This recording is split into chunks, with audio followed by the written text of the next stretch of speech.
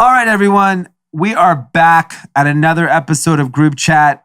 It's Anand and I. I'm assuming Drama's missing because he's probably making golf memes, shanking the ball somewhere on a Sunday afternoon. He's definitely golfing and being terrible at it. Yeah, there's no doubt in my mind that he's not having, what's you shooting, 30 over? Yeah. So it's Anand and I, and we're talking about, we're starting off with a big thank you to everyone who's been supporting us over the last couple of years. And then we get into work from home, everyone's favorite topic, and crypto, technology, some kind of just advice that we're giving out to everybody on how to catapult yourself in this economy. There are industries that are dying. There are industries that are thriving. Make sure you're a part of the industries that are thriving. And then huge restaurant opening in the Midwest, in Detroit. You'll never guess who opened a restaurant based off a song lyric. Pretty interesting. And America is finally back open for everybody. Anyone who wants to come here can come now, starting in November. So let's get into it. Cash. Ladies and gentlemen, Group Chat. Cash. It's $1 trillion. Hot. Ladies and gentlemen, we are back with another episode of Group Chat. Thank you to everyone who posted on National Podcast Day. We got a ton of people sharing. And if you didn't post and talk about us, fuck you. That means you hate us. Yeah. So stop listening. Yeah. There's no love, huh? There's absolutely no love. You can't even, can you text a friend at least? Tell your mom? Something. Yeah, I actually was very impressed with the number of people that posted, and we appreciate all you guys that supported us. 4 years is crazy. I think I was only 3.5, right? Yeah. I think I came in 6 months in. Yeah. Our 4-year anniversary is really November because it was exactly when Complex Con, it was the day after Complex Con was our first episode. Right. That's crazy. And it's a long time. It's an election cycle. Yeah. 4 more years. 4 more years. But yeah, thank you to everyone who has been listening, supporting, even, listening on TikTok or watching on TikTok. We got a lot of new listeners from that. So that's awesome as well. It's fun. Doing the podcast is fun. And straight up, it has had a very positive impact on my business. So I can't even front. Like the opportunities that have come because of the podcast is insane. So kind of the reason why we always tell people why, no matter what you do, if you put great content out into the universe, it will find its audience. And it just takes time. Most people aren't willing to wait. Like they do, I talk to people all the time. They're like, oh, I've been posting for 3 months, or I've been doing a podcast for 6 weeks. Homie, 4 years. Yeah. And I also say, I'll take the other side of it, how gratifying it is to all of us from the messages we get of the people that have gained something from something we've said, that they've changed their career and they've had positive effects. And it makes it worthwhile that like we're sitting here on a Sunday, we're both married with kids in the afternoon and we're recording a podcast, but we've had some positive impact on someone's life and it makes it worth it. Absolutely. And I think, I read a lot about like economic inequality in America. And I feel like the podcast is actually helping solve that problem. Yep. Where it is so obvious where the future of our world is going. And if you take anything from this podcast, you should take the fact that like what we're talking about is we are sharing with you information that we are privileged to because of the circles we are in. Yep. And that information you can take and do whatever you like with it. But it's so like I was having a conversation with our mom yesterday, how like our cousins from India, they're from Bangalore. I mean, basically grew up with nothing, studied hard, all went into technology. And our younger cousin, Ashwin, who has a very high-paying job, who's probably, mid-20s? Yep. Just paid off all his student loans. He's in tech, and he had a big student loan. and he got a master's as well. His sister and her husband, they work at big tech. They just bought their first over $1 million home. We have a cousin in India who have raised millions of dollars for his startup. Yep. It's all happening in one industry, right? And like tech is big. I think people think when you think technology, you think like, oh, there's only software engineers. But like you just have to be a part of the companies that are enabling this new economy. You don't necessarily need to be a computer science engineer to participate in it. You just at least have to be in the damn company. Every company has all departments. You could be, if you do PR in tech.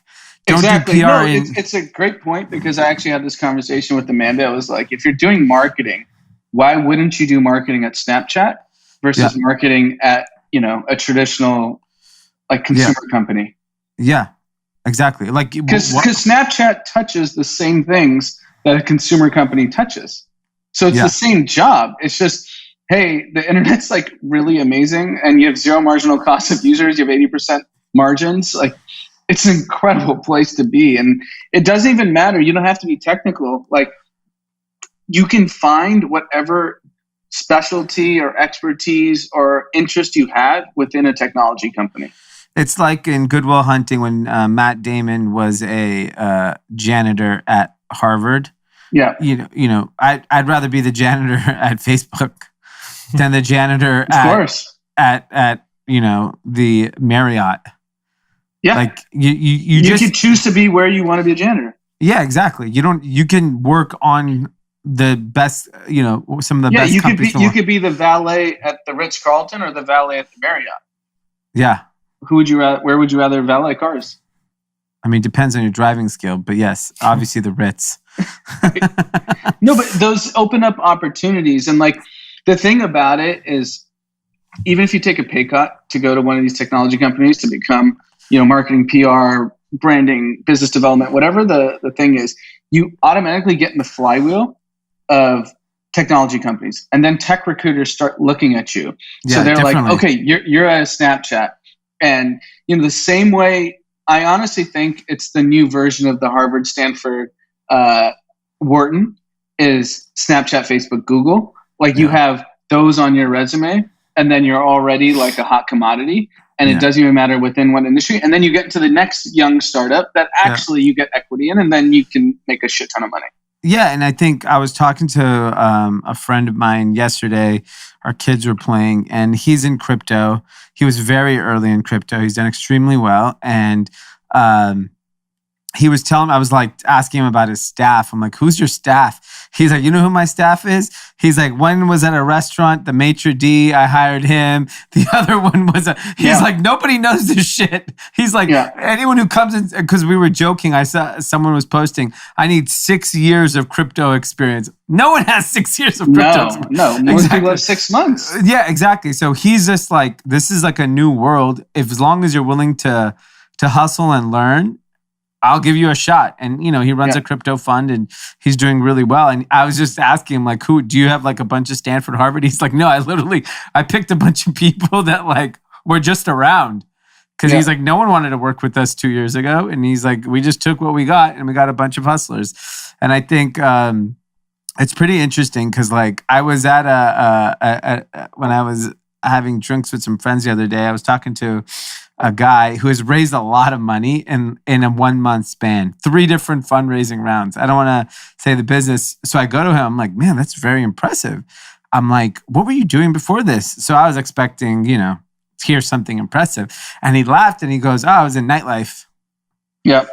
I was like, you were in nightlife? And he's like, yeah. And he's like, yeah, I had this idea. I went and built like an MVP and I'm off to the races. And so that's actually the beauty of crypto. And this wasn't even in crypto. This is in technology. Sorry, it's the beauty of technology, crypto. It's open to everyone because, as you know, because you've built like so many different e-commerce brands, all the tools are there. Yeah. Like if you have an idea and you want to run with it, it's like not that hard to get off the ground. You just have to go do the work.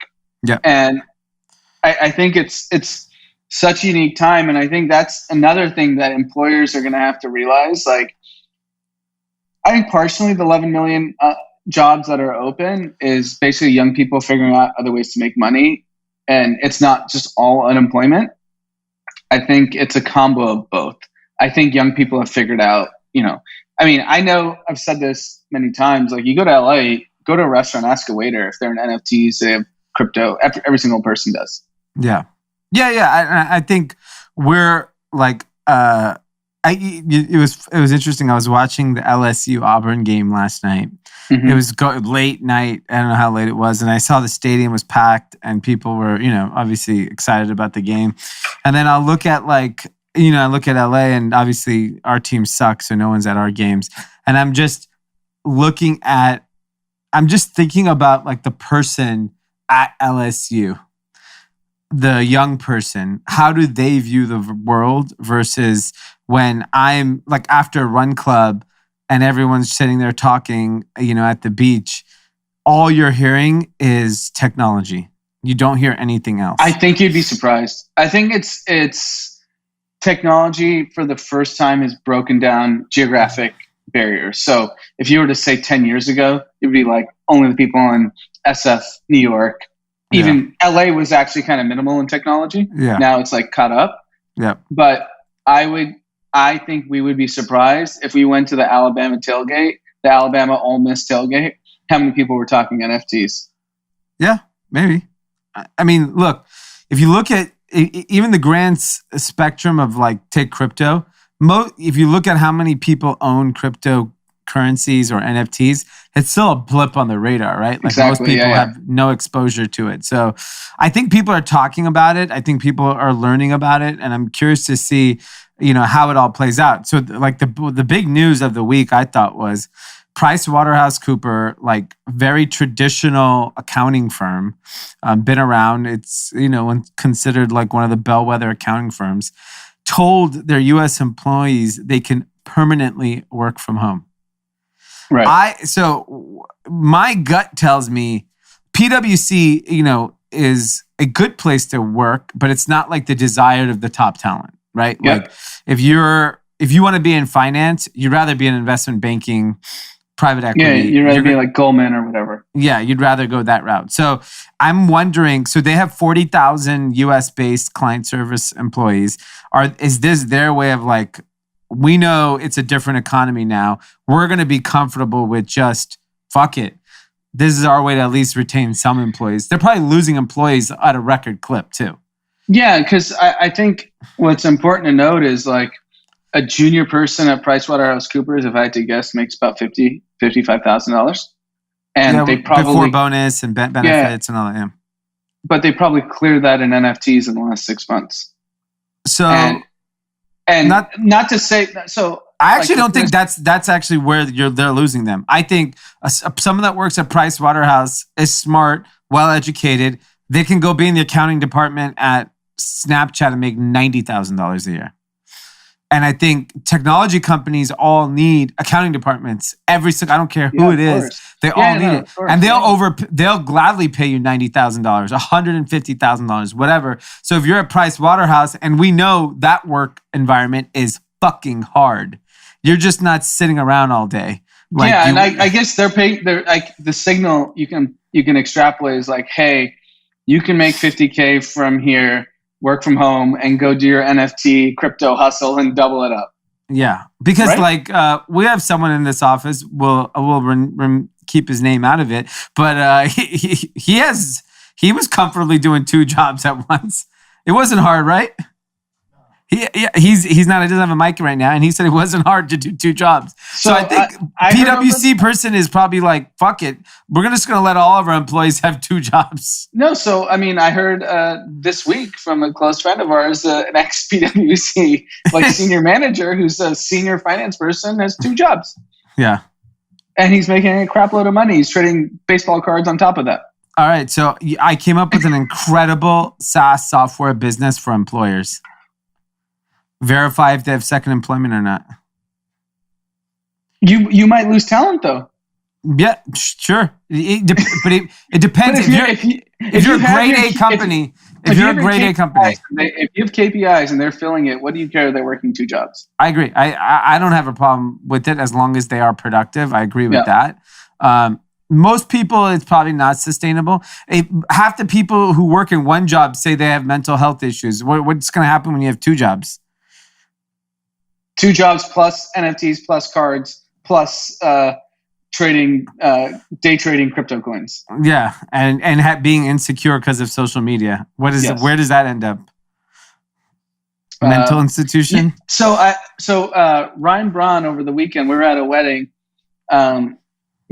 We talked about how he retired in baseball, but like he has obviously many business interests and he's super into crypto. He sent me an incredible thread on NFTs, and it's like I'll share it with Jason so he can post it.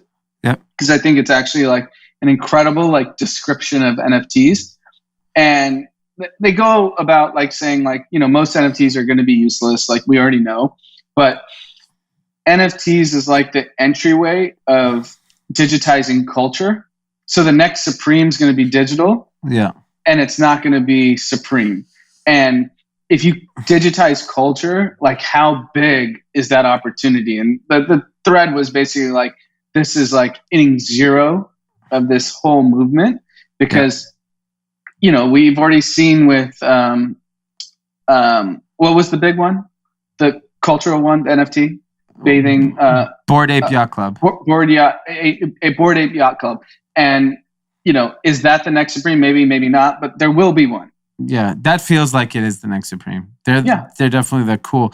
Like even if you just buy one, I saw a friend post that he bought one, and then his social media just exploded think about what you experienced in real life in your fake experiment with Zach Bia and the FaZe Banks kid. He thought you created it, and he thought you were a hero. Yeah. So that's Supreme, right? And no one knows who created it, so I'm just going to tell everyone I did. But I thought that was a very interesting thread. Digitizing culture. I've never heard it framed that way. Yeah. And that's exactly what it is. And I agree. Look, I don't downplay what NFTs. I think there's a lot of fuckery going on in it. Of course, yeah. But I think it'll get flooded out, and the real use cases will come about. Like it's so new. It's so like the utility is there. People are going to figure it out, and it's going to be awesome. Like because the cool kid in the club's going to be like, "Yeah, look at my phone. I've got the hot, hot shit." Amazing. All right. Well, once all these people make money, they hopefully will end up in the Pandora Papers, where they just got released by a series of journalists how wealthy people are using offshore companies. So I don't think there's any secret of what's been going on and how people use trusts and shells to kind of hide their wealth. So there's it got released to all the publications, and there's like 30,000 people in this list. So we don't really know. I think we're in the very early stages of figuring out, but there's like a king in there. There's a lot of very prominent people, and where are their assets and where they're located. I mean, my guess is there's some interesting shit in this.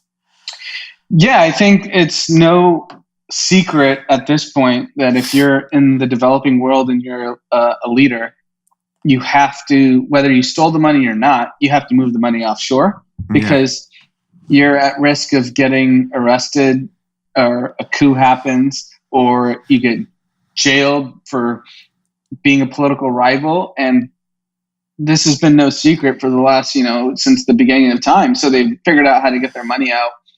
And whether they got the money legally or not, you can debate that. I mean, most likely illegally, especially if like you're a prime minister and you have $1 billion. Like that's a weird. Like no prime minister should have $1 billion. Yeah, like no president in United States history except for George Bush like really had any real money. Well, Nancy Pelosi's done a great job insider trading. I'm saying as far as president is concerned, there's definitely. I mean, John Kerry's wealthy. There's a lot of wealthy.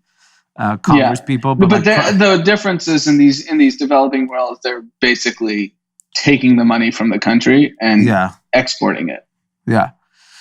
Yeah, I mean, look, I think it's going to be interesting. I don't know how many Americans are on the list, and I think the only thing that got revealed about America is that South Dakota somehow has become an interesting place where a lot of shady business is happening, specifically Sioux Falls. So I don't know what that means yet, and I think it's too early to find out. But like, it's interesting that like they find these little pockets, the same way you find all the Caribbean countries are like where all the shell corps are. In America, it just so happens to be Sioux Falls, South Dakota. Yeah, that's interesting. I didn't know that. That's like the Monaco of the U.S. Yeah, like everyone just go because Monaco is just a tax haven in Europe that everyone goes and domiciles, so they don't have to pay taxes. Exactly, big domicile place. It'll be interesting to see what happens, but it's something I think we got to keep our eye on this because I'm really curious to see. I mean, 600 journalists worked on this in collaboration, so these people found some shit. All right, let's move on. Tesla. So we've been talking about this chip shortage. Ford came out and said they're going to be short in manufacturing. GM said they're going to be short. Every company, every industry keeps telling us that there's a chip shortage. And part of it's true. There's no doubt there is. And then there's some people that are definitely using it as an excuse, like supply chain issues. Tesla somehow sold 241,000, a total of 102,000 more vehicles in the same quarter last year. It is the most Tesla has ever sold in a quarter. So apparently they don't have a fucking chip shortage. Yeah, because I think we talked about it. I was like, Elon's going to figure this out. So he's sourcing his semiconductors differently than other companies and the software. And he's just better. Yeah, and it also goes back to better leaders, better companies are going to figure things out very differently. So Costco, same thing. Everyone knows if you're like a Costco, you've known since the beginning of the year of how big of an issue the ports were going to be, transportation is going to be, supply chain shortages. Costco, guess what? Ain't fucking around. You know what they're doing? They're renting 3 container ships themselves. Keep in mind, container ships hold a shitload of containers. Each ship carry between 800 and 1,000 containers at a time. They're going to make 10 deliveries over the next year using their own ships, which is 20% of its imports come from Asia. And they then have also rented thousands of containers themselves. Right. This is what good leadership and good companies do. Because they talk about Elon and they're not obviously revealing where he's getting his semiconductor chips, but it's not the U.S. Yeah, it's like he's figured out how to get different semiconductor chips and rewrite his software and continue to deliver Teslas. Yeah, look, you can make excuses that you can't do things and your sales are soft, and I actually think the supply chain shortage is. Obviously, it's very obvious and it is hurting businesses. There's no doubt in my mind. I also truly believe that demand is just down. Like, I just think people are spending less money. Dude, think about it. All the PPP money is over. We're not handing that anymore. Stimulus is over. Employment enhancements is over. Enhancements are over. So, like, You're talking about trillions of dollars that have just left the economy. And most people, when they got that money, no matter what it was, they used it on something. Yep. Or if maybe in some cases, people saved it or put it in the stock market. So you're predicting a soft holiday? Yeah. I mean, I think people thought the supply chain issue was we're going to have a soft holiday. We know how consumer sentiment is. If the stock market goes down for 3 weeks, consumer sentiment is soft and it triggers instant lack of spending. If you like the average person, when they're watching the evening news or checking their iPhone and they see red in the stock market and supply chain this, you're like, maybe I don't need to go buy this. Maybe I don't need to go on vacation this year. Maybe we don't need to eat out. But by the way, there's another big piece of news. Restaurants are the recovery is fizzling in the US. And Bloomberg is reporting that they did a survey amongst restaurants and they're seeing a very, very different view of the world of restaurant recovery. And I think this goes back to where the consumer is spending and how they are spending. And they're just not there. I think we want to use the supply chain as an excuse, but unless you give the consumer something very, very compelling, I don't think they're spending like they were 6 months ago. I think the summer was crazy. Like it was like that burst of like, we're so happy to be back. And then now school is back in session. I don't know. I'm curious to see how it really, really pans out. Yeah, I think if you were to go to the mid-tier restaurants, I would bet like that's where the decline is. I think the high end's fine. I think it's the mid-tier that is just getting crushed. Yeah, and I think on the restaurant side of things, like, you know, a lot of these restaurant owners, when Bloomberg asked, they said, yeah, Fridays and Saturdays are very busy. People are still coming out on those days. But, you know, think about it like this. If I think about it from the restaurant industry, specifically in big urban locations, for the most part, the entire lunch industry is gone. Right. Like, think about how much spending has that just been removed. Business travel and lunch spending. That has got to be tens of billions of dollars. Like, if you go to any downtown, LA, Austin, New York, and the sandwich shop at the bottom of every building. I talked to the lady downstairs at our sandwich shop literally every other day. And she says she's just way down. Like, yeah, and honestly, and to speak specifically about our downstairs sandwich shop, the only reason she's even surviving is there's a construction plot across the street. Yeah. Had she had to rely on traditional office, she'd be at zero. Yeah, she would be. And I think about how many people like her are all over the country, all over the world. I mean, think about New York City. How many sandwich shops are there? Yeah. A lot of people eat a lot of sandwiches over there. A lot of deli shops. I love those deli shops. Yeah, and the entire lunch crowd is gone. You know, probably company happy hours are gone because no one's going to work. So, yeah. Like, what's McCormick and Schmick's doing? Yeah, in downtown. Yeah, exactly. They that's lost a happy hour. Yeah, that's a happy hour. Yeah, like I really like between PwC announcing work from home. Clearly, the work from home thing is real. Commercial real estate.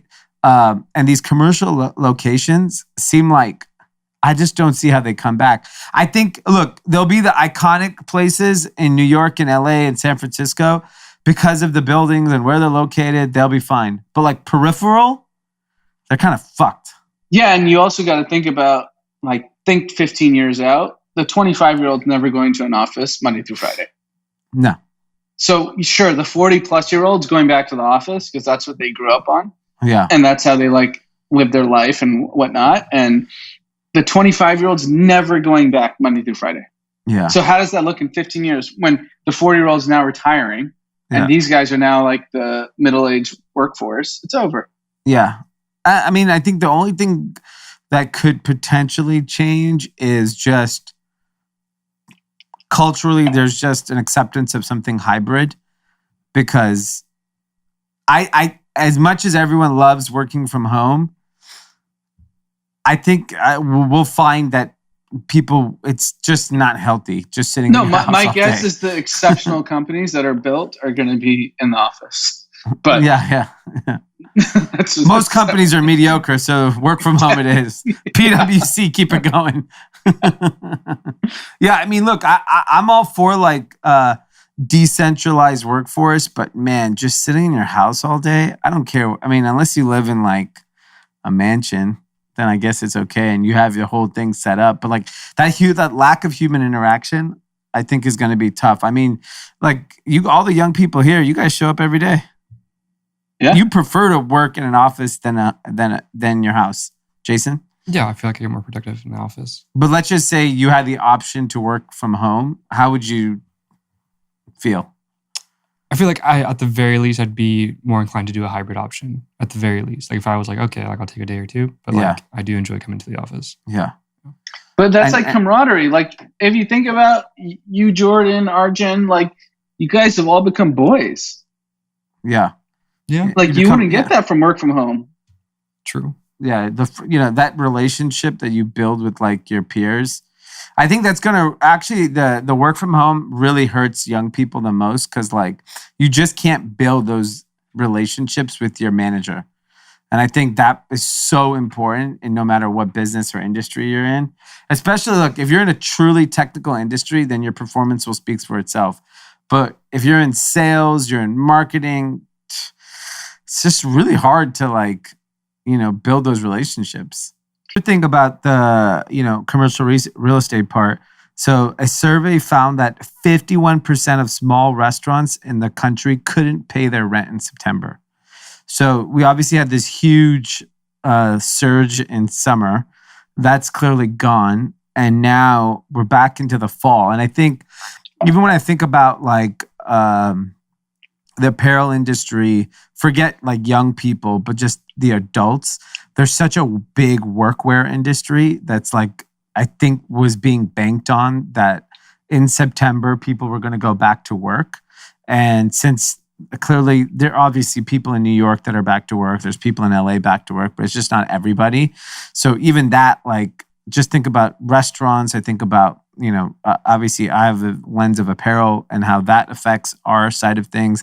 I'm sure if you think about like every industry has been impacted by one, obviously the ending of stimulus, and then two, the lack of kind of people back at work. I think it's such a shift in the way the economy is going to operate because now your downtowns of all these cities that have been built out over the years, with the exception, I would say, of New York City, are pretty fucking useless because nobody lives in downtowns in most cities. And you don't need to. And I think jobs have been distributed. I think the creator economy is being... I would love for one of these big research houses to actually do a deep dive on the creator economy for sub-30s. Because if you think about how many people are on YouTube, TikTok, whatnot, but then how much of that economy is created by like videographers, editors, similar to like how Netflix has this like cascading effect on they spend $15-18 billion and how many people in sound and music and sound effects and editors, producers. I think the same thing is happening in the creator economy, obviously much smaller scale than, the Netflix level, but like it's real. And those are 22-year-olds that are like, I can pick off, 3-4K a month and I'm good.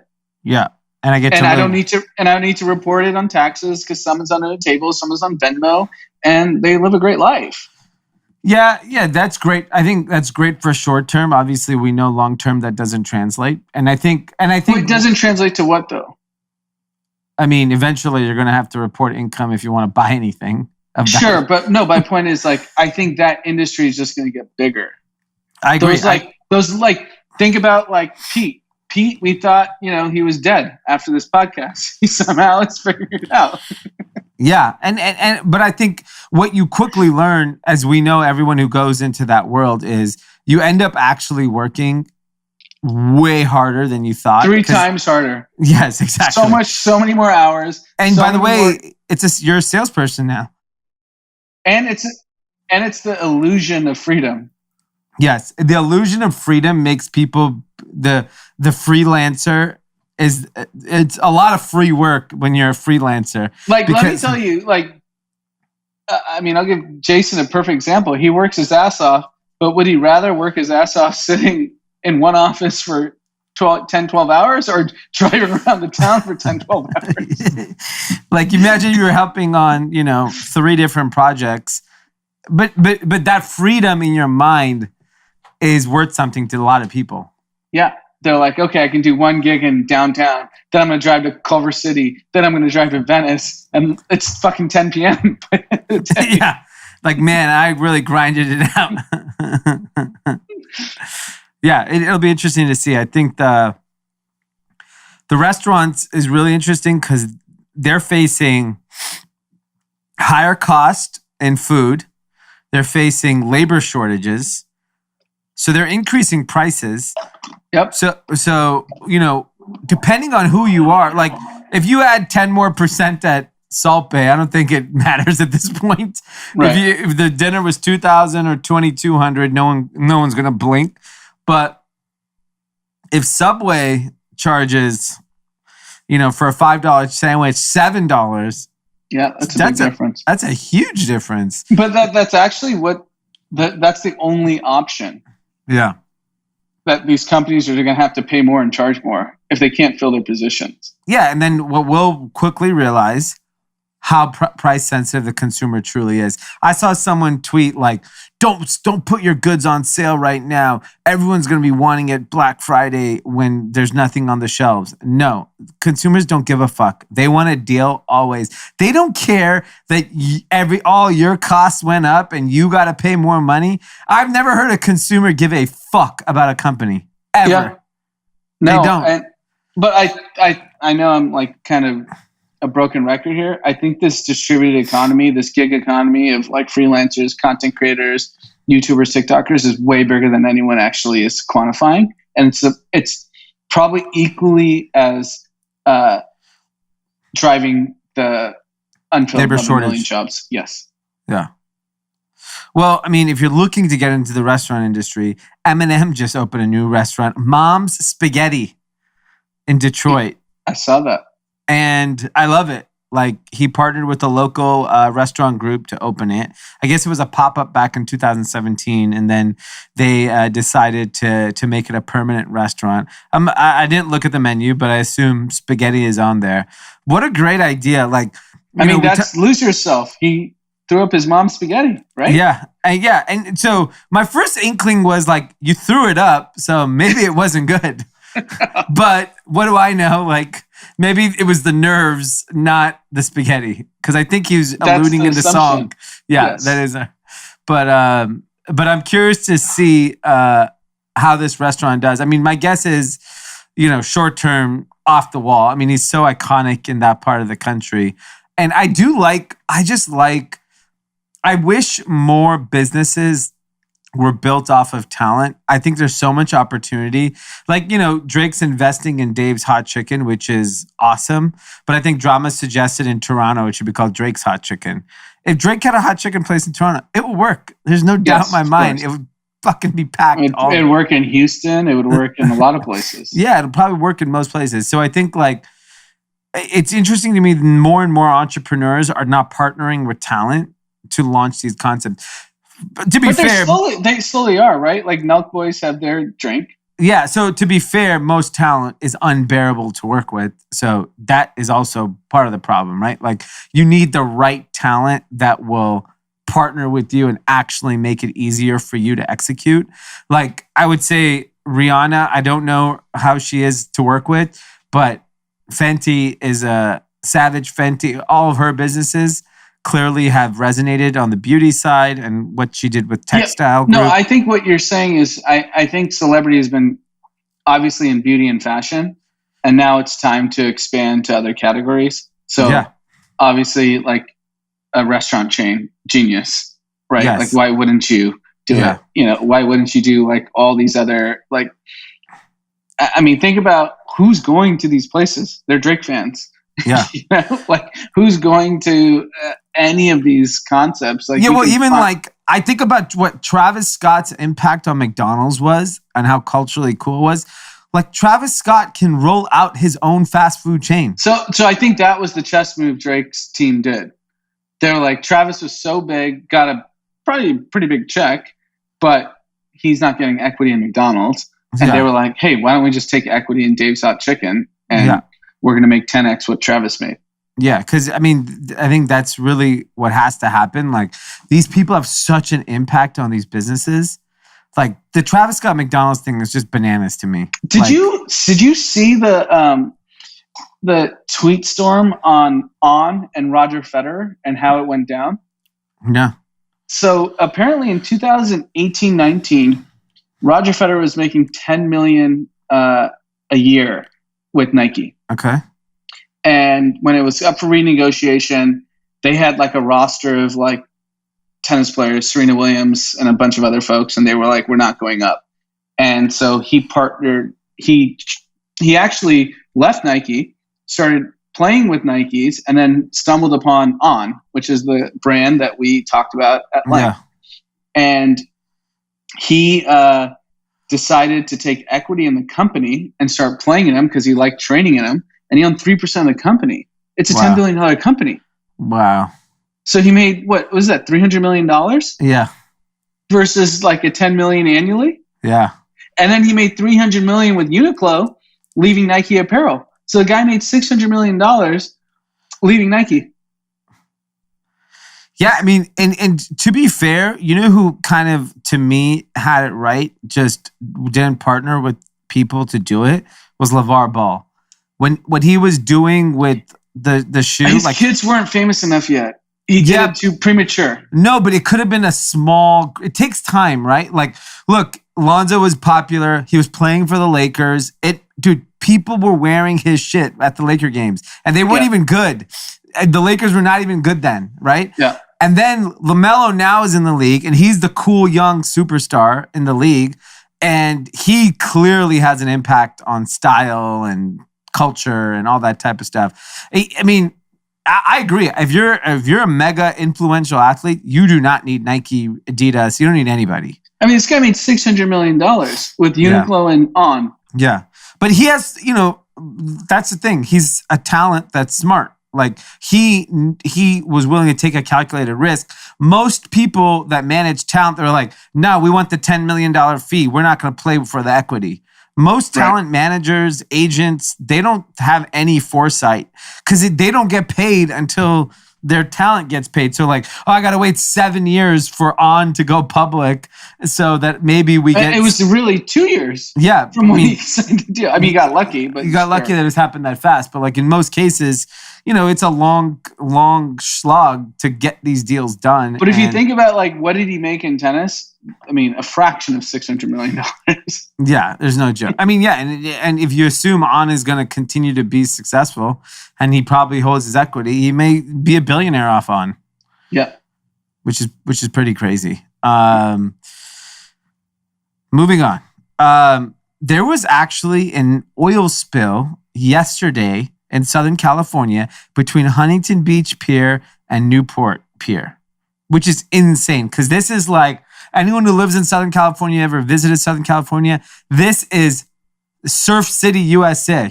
There are people in this water all fucking day surfing and just hanging out because it's some of the best beaches in Southern California. I mean, an oil spill is crazy. Like, how do we still have oil spills out here? It's pretty wild that this is, I don't know all the details of it.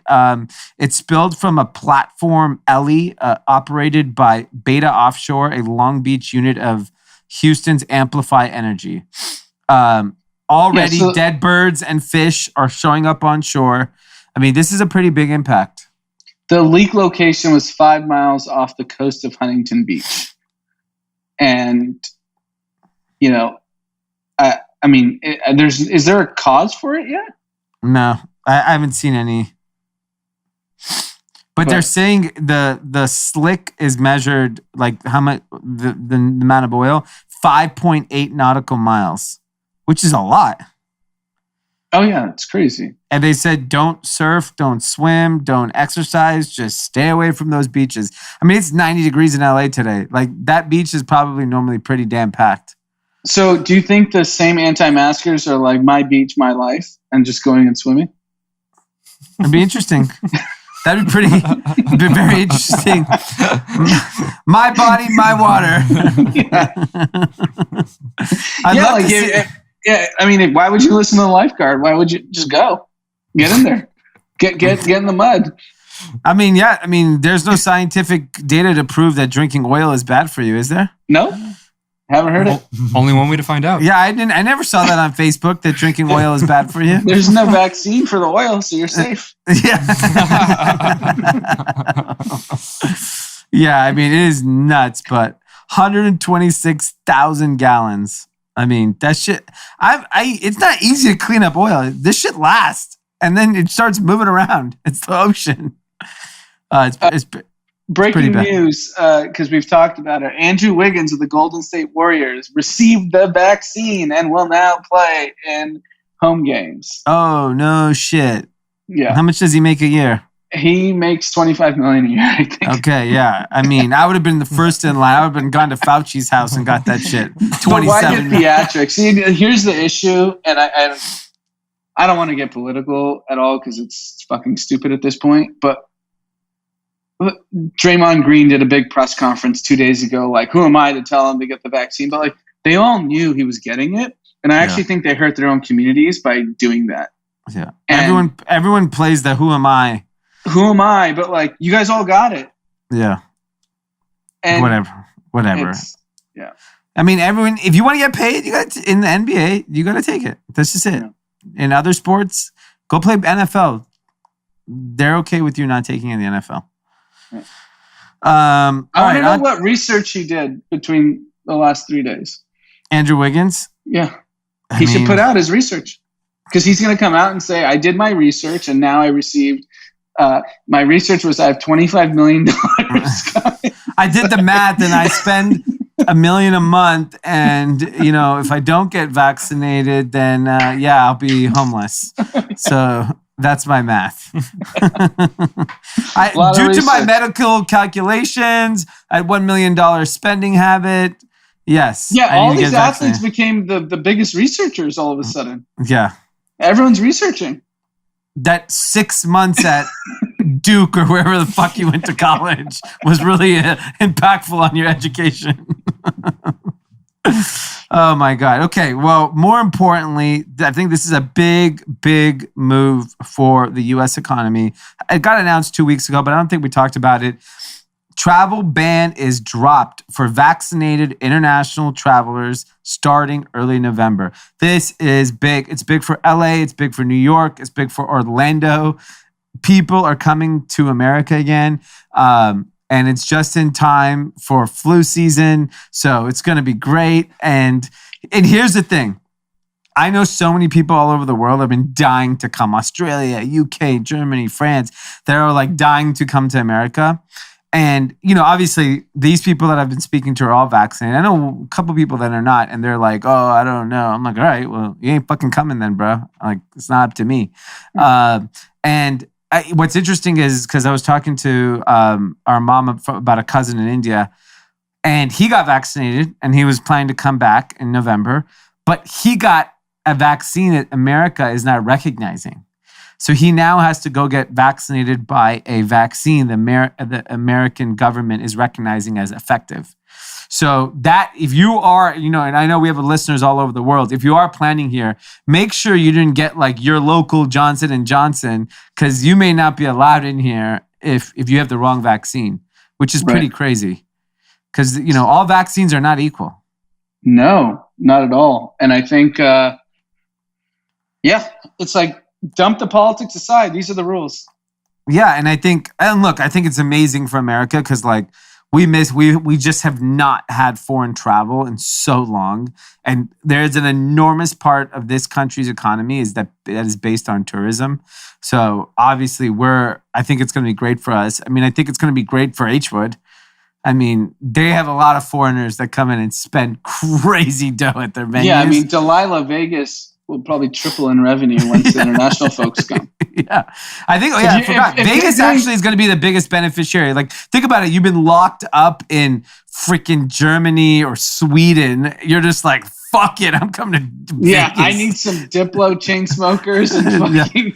Yeah, just do the whole thing. And think about like the luxury hotel industry in Los Angeles. Like, think about Beverly Wilshire Hotel on Wilshire Rodeo. Yeah. That is an international hotel. Yeah, like, so I think you walk in there, it's Arabs, it's Asians, it's not Americans. No, I mean Beverly Hills in general. It's normally tourists. It's normally in the summer. It's Chinese and Arab people. That's who can afford to stay in Beverly Hills, shop in Beverly Hills, and enjoy that whole experience. So I think by next summer, I mean it's just going to be America is just going to be insane with tourism because everyone's going to go get vaccinated. Everyone wants to come here. I don't know what politics are playing it, I think young people abroad are probably dealing with the same unvaccinated issue that we're dealing with here. But like anyone else is, they don't give a shit. They want to come here. I'm curious to see, like, you know how like a lot of these European countries, once the tourist season was over, they said you have to be vaccinated to come into the country. Will that change next summer? Will they still enforce it, or they'll just lift it during the summer and say, yeah, anyone can come again? They'll and then lift it. Yeah, they want exactly. business. Yeah, exactly. All right. Well, that's the story. So everyone around the world, go get, if you want to come to America, get vaccinated. You can come see us, come to Run Club, maybe come to a live event.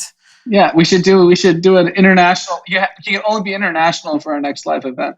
Oh yeah, you have to be international. December 1st. I like that.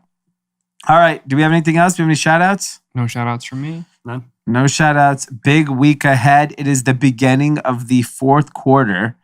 This is, if you're in any business, the last 3 months of the year are very crucial so that everyone hits their numbers.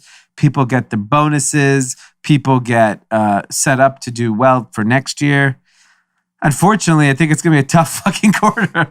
Yeah. I don't think it's going to be an easy quarter by any means. So, but I don't think anyone's not aware of that. So in your business, be aggressive, stay lean, stay focused, and work your ass off, because this is going to be a tough next 3 months.